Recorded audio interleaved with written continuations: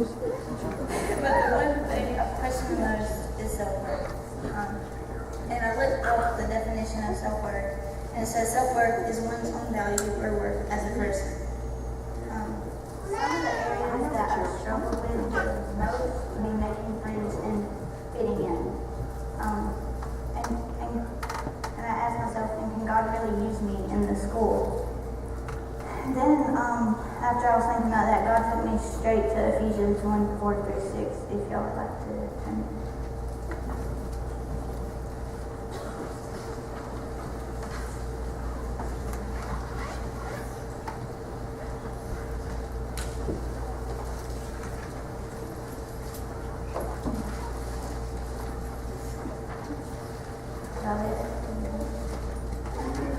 Okay.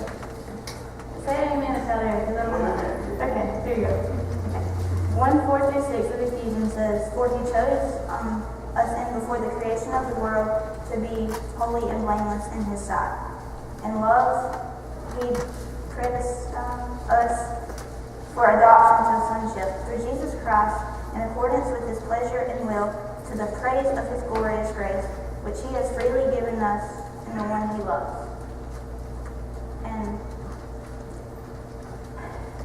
I found myself questioning what other people thought about me. Was I really good enough? But knowing that God chose me for the creation of the world and he predestined me made me realize just how valuable I am to him.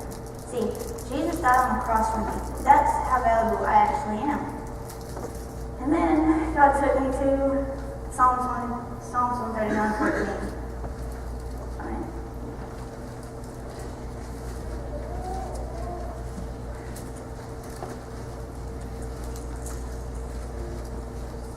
Which says, I praise you because I'm fearfully and wonderfully made. Your works are wonderful. I know that full well. God has engraved this truth in my heart, in my heart and in my mind. He showed me that only his opinion matters, and it's our choice to believe that or not.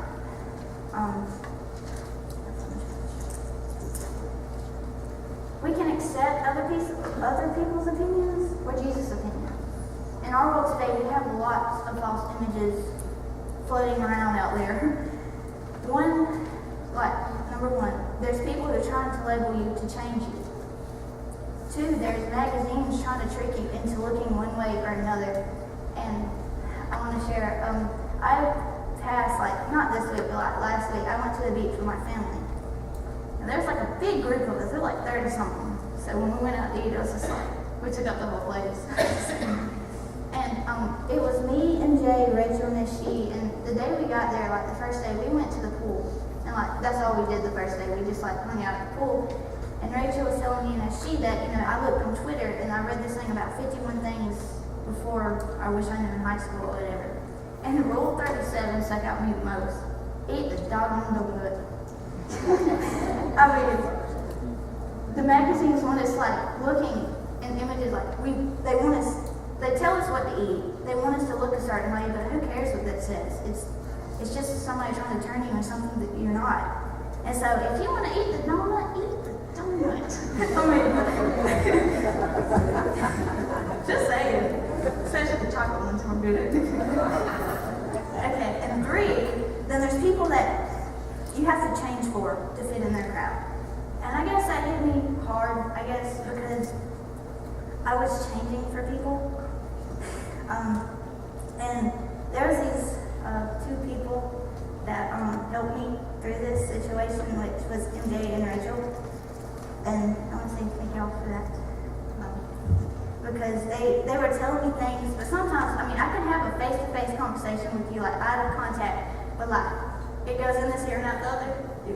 I don't know why. You can tell me something, I just feel like you're right there. But I think God put a stopper in there. He's like, "No, you need to listen." I'm like, "Okay." And then one night, what they were saying, bits and pieces, I didn't really I believed them, but I didn't because of all the negative things people were telling me about myself, so I was believing that.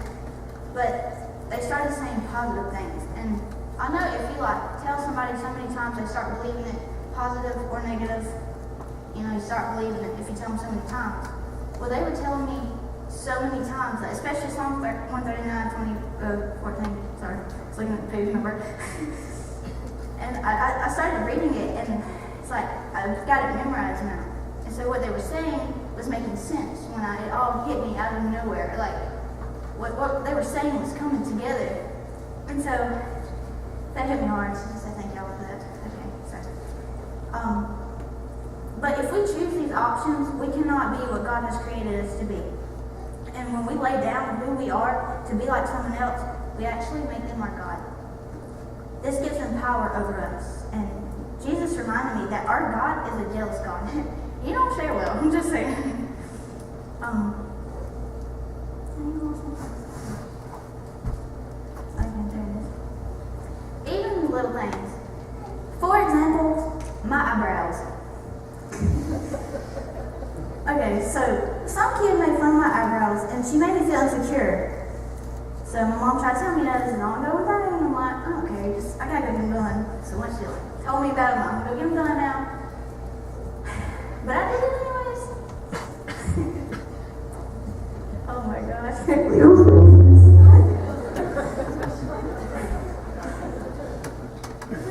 made me feel like I wasn't accepted, and that's when God started me thinking to myself. So now, I know they ain't looking on fleek right now.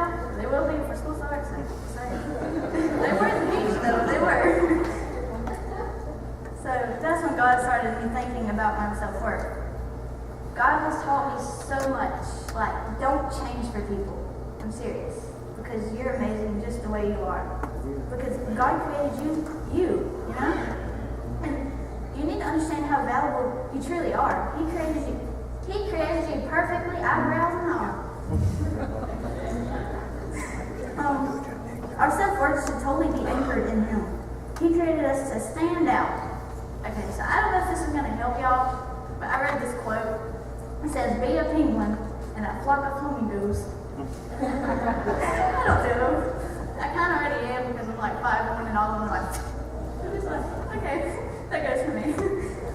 But we need to go against the normal flow and to be a witness for Him to save souls on the side of heaven. And if we choose to believe the lies of this world, we will never reach the full potential. We will never reach the lost souls. So my friend always told me, I want to challenge you, I want to challenge you. It seemed to work. So I'm going to give it a try. Okay? So I'm going to challenge you. When you get home, girls, take your makeup off, don't do your hair. Guys, just look in the mirror. I want you to ask yourself, do you like you? When you're home alone and, you're not with your friends, I want you to ask yourself, do you like you?